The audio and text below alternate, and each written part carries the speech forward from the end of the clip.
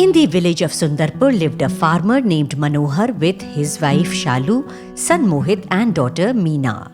Manohar was a farmer. He worked hard in his fields. But for the last 2 years, there had been no rain, so Manohar had to borrow money from several people, including the village moneylender. One day, Manohar to Shalu, Shalu, the moneylender is demanding his money again and again. I don't know what to do. He has given me time only till the day after tomorrow. If I can't pay, I don't know what he will do. Hearing this, Shalu brings a box and pulls out earrings from that.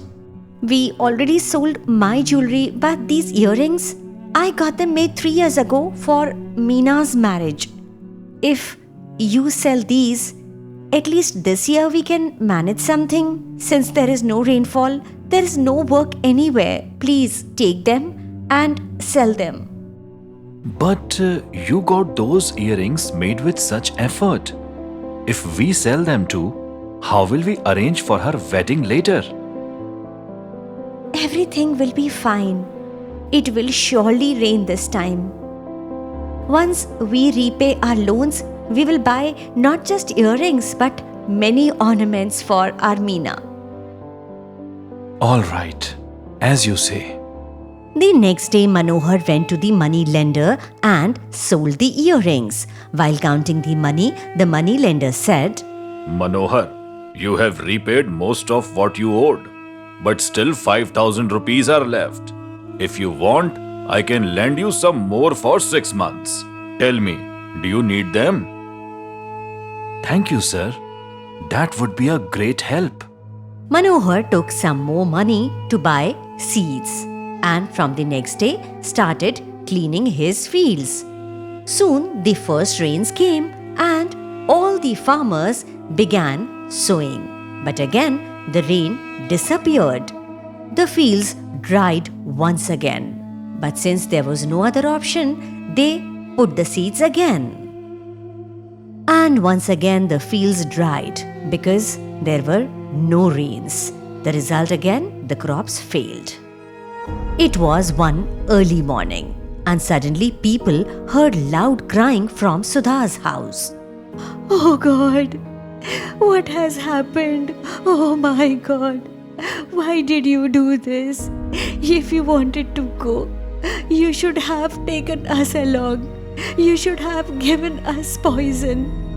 If you wanted to go, you should have taken us with you. My God. Hearing her, people gathered around her house and started discussing. What else could he do? He was drowned in debt and saw no other way but to end his life. Yes, but is this the right solution? Everyone here is facing the same trouble. While they were talking, a young boy named Charan came running and he said, Uncle, please come with me. My father hasn't come home since last evening. Please come quickly. A few villagers went with him to the fields.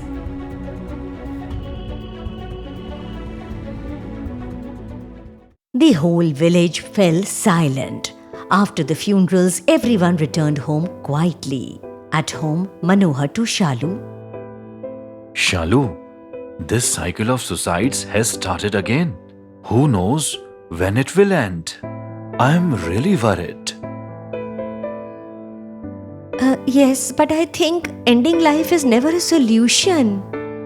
Shalu, if next year there is no rain again, then what will happen to us? I am really worried about it. Manohar was speaking and Shalu interrupted. Enough. Life is given only once. If such a time comes, we will go somewhere else and do some other work. But we will live. That night, all of them ate a little food and tried to sleep. Their son Mohit heard the conversation of his parents. He studied in class 11 and he loved doing science experiments. Hearing his parents' conversation made him worried and he thought to himself, God, please always keep my parents happy. Never let them think of such things again. Please, God. Please bless us, God. From the next day, whenever Manohar went to the fields, Mohit too started going with him. One day, Manohar said, Mohit, you come with me every day. When will you study? Farming won't help you. Study well and become a big man. Only then can you take us out of this hard life. Yes, father.